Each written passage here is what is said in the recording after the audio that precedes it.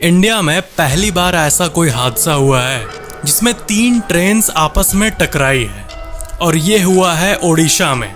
सबसे पहला सवाल जो कि लोगों के मन में आ रहा है कि ऐसा कैसे हो सकता है, क्योंकि हमारे इंडियन ट्रेन सिस्टम में कवच सिस्टम का इस्तेमाल किया जाता है 2 ट्रेन्स की आपस में कोलिजन होने से रोकने के लिए। ऐसा कहा जा रहा है कि पहली ट्रेन सबसे पहले डीरेल हो गई, यानी पटरी से उतर गई। फिर उसके जो कोचेस थे वो दूसरे ट्रैक पर जाके गिर गए। फिर उस ट्रैक पर जो ट्रेन आ रही थी वो इन कोचेस से टकरा गई। एग्जैक्टली क्या हुआ है ये तो अभी एनालाइज करना बाकी है और फुल रिपोर्ट पब्लिश होना बाकी है। लेकिन सवाल ये है कि कवच सिस्टम के होने के बावजूद भी ऐसा कैसे हो सकता है। तो इसका आंसर ये है कि जो कवच सिस्टम है, जो कि एक ऑटोमेटेड सिस्टम है, जो कि एक नेटवर्क पे काम करता है। अगर कोई ट्रेन के सामने दूसरा ट्रेन सेम ट्रैक पर आए या फिर ऐसी कोई भी चीज आगे हो, तो जो ड्राइवर होता है उसके बिना ब्रेक अप्लाई किए ही ट्रेन का सिस्टम ऑटोमेटिक ब्रेक अप्लाई कर देता है। इसी सिस्टम को कवच सिस्टम कहते हैं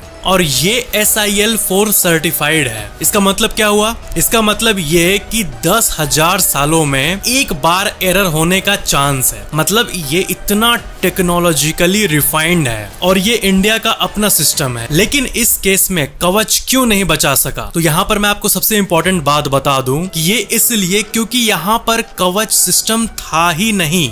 जी हाँ, इंडिया का रेल नेटवर्क 60,000 से भी ज्यादा किलोमीटर्स तक फैला हुआ है और ये कवच सिस्टम अभी सारे ट्रैक्स में इंस्टॉल नहीं हुआ है और 2000 किलोमीटर भी होना बाकी है। तो वहां पर ये सिस्टम अवेलेबल था ही नहीं। और आनंद महिंद्रा यानी महिंद्रा के CEO उन्होंने भी इसी बात को ट्वीट करके क्लैरिफाई किया है। तो ये था फैक्ट कवच सिस्टम के बारे में। जितने भी लोग हैं, ऐसा कहा जा रहा है कि NDRF की जो टीम है वो और वहाँ के सारे लोकल लोग रेस्क्यू करने में मदद कर रहे हैं। और कितने लोग मरे हैं ये तो बताना बहुत ही मुश्किल है, लेकिन ये one of the worst train incidents हैं इंडिया के इतिहास में। तो आई होप आपको कवच सिस्टम के बारे में क्लैरिफिकेशन मिल गई होगी। बढ़ते हैं नेक्स्ट इन्फॉर्मेशन पे। आपको तो पता ही होगा कि एरोप्लेन उड़ाने की जब बात आती है तब आगे 2 लोग बैठते हैं, पायलट और को पायलट। सिर्फ एक पायलट से प्लेन नहीं उड़ता। लेकिन मान लो क्या हो ऐसा वर्स सिचुएशन जिसमें जो पायलट होता है उसका ब्रेन हैमरेज हो गया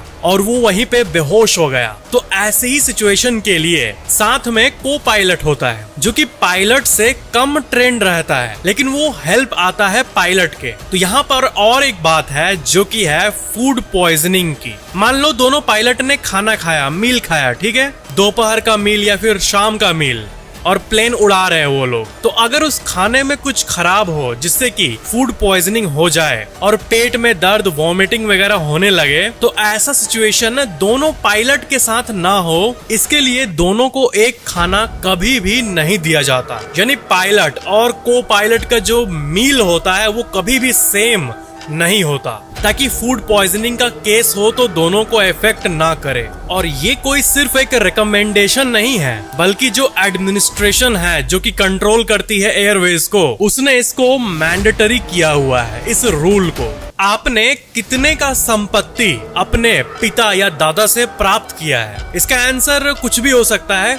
लाखों में भी हो सकता है, करोड़ों में भी, और हजारों में भी हो सकता है। लेकिन हम सब कुछ न कुछ इनहेरिट करते हैं, यानी हमें विरासत में मिलता है। चाहे वो जमीन हो, गाड़ी हो, घर हो या पैसा हो, आपको मिलेगा या फिर मिलने वाला होगा। लेकिन इस वर्ल्ड में कई जानवर भी होते हैं जिसके होता है ना, परिवार में कोई बच्चा नहीं होता है, सिर्फ वो इंसान होता है और वो महल में रह रहा होता है, बहुत अमीर होता है, उसका कोई नहीं होता, लेकिन एक डॉग या कैट घर में रहता है। तो लॉ के हिसाब से वो लोग उस प्रॉपर्टी को इनहेरिट कर लेते हैं। एंड यहाँ पर मैं मजाक नहीं कर रहा हूँ, 70 करोड़ 80 करोड़ जानवर लिटरली इनहेरिट किए हैं अपने मालिकों से, क्योंकि उनका कोई था नहीं। कई कैट भी ऐसा किए हैं, कई चिकन्स के मामले में भी ऐसा हुआ है। तो इसका अगर आप डेटा देखोगे तो आपको ये पता चलेगा कि गिगो नाम का एक चिकन था जो कि $15 मिलियन यानी 100 करोड़ रुपए इनहेरिट की थी। और एक ब्लैक कैट है इटली में जिसका नाम है टोमासो,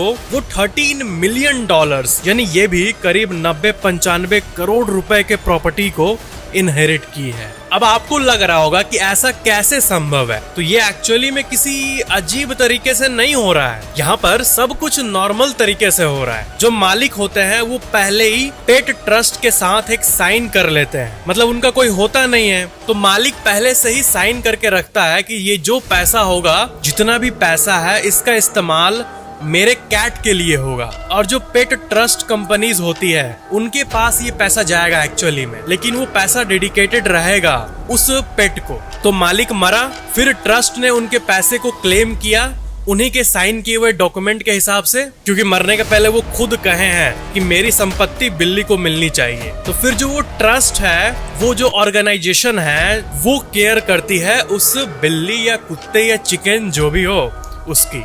लेकिन कितनी अजीब बात है ना कि एक जगह चिकन को मार के खाया जाता है, of course chicken, fried chicken ये वो, और एक तरफ एक चिकन है जो कि इतने करोड़ रुपए को, 80-90 करोड़ रुपए, 100 करोड़ रुपए को इनहेरिट कर रही है। आपको तो पता ही होगा कि जो KFC के फाउंडर हैं, यानी कर्नल सैंडर्स, उन्होंने KFC को बनाया था, केंटकी फ्राइड चिकन, जो कि अभी के टाइम फेयरली सक्सेसफुल रहा। लेकिन उनको सक्सेस मिली थी 65 के एज में, एक ऐसा एज जहां पे ज्यादातर लोग रिटायर हो जाते हैं और कुछ करने का ड्रीम नहीं करते हैं एक्सेप्ट फॉर पेंशन।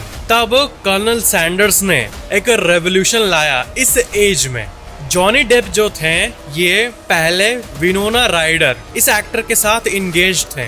तब उन्होंने अपने आर्म पे टैटू बनाया था विनोना फॉरएवर लिख के। लेकिन जब उनका ब्रेकअप हुआ तो उन्होंने लास्ट का NA हटा दिया और तब टैटू में दिखता है विनो फॉरएवर।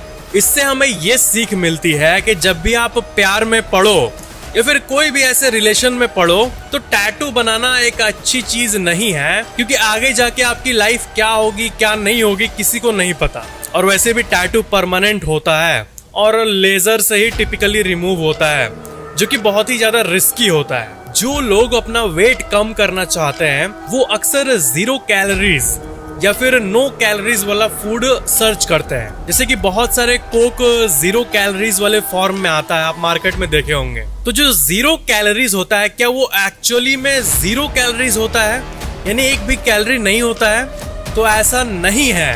0 कैलोरीज मतलब ऐसा कोई भी खाना का पैकेट या फिर कोई भी ऐसा ड्रिंक जिसमें 5 कैलोरीज से कम हो, उसी को हम 0 कैलोरीज कहते हैं एक्चुअल में। यानी कोई भी आप खाना खाओ और उसमें एक भी कैलोरी ना हो, ये साइंटिफिकली संभव नहीं है। तो एक्चुअली में अगर डीपली आप देखो तो किसी भी खाने में 5 कैलोरी से कम हो तो कंपनी को परमिशन मिल जाती है गवर्नमेंट के तरफ से कि वो उसको 0 कैलोरीज नाम से एडवर्टाइज कर सकते हैं। तो ये होता है 0 कैलोरीज का असल मतलब। इसलिए अगर आपके मन में ये सवाल आ रहा होगा कि जो 0 कैलोरीज लिखते हैं मतलब खाओ मस्त और आपको बॉडी में फैट बढ़ाएगा भी नहीं, तो ये एक्चुअली में नहीं होता है। तो ये थे आज के फैक्ट्स। आई होप आपको ये वीडियो अच्छा लगा होगा। वीडियो कैसा लगा नीचे कमेंट जरूर करना और वीडियो को लाइक जरूर कर देना और चैनल को सब्सक्राइब करके बेल आइकन जरूर ऑन कर लेना। Thank you so much for watching this video.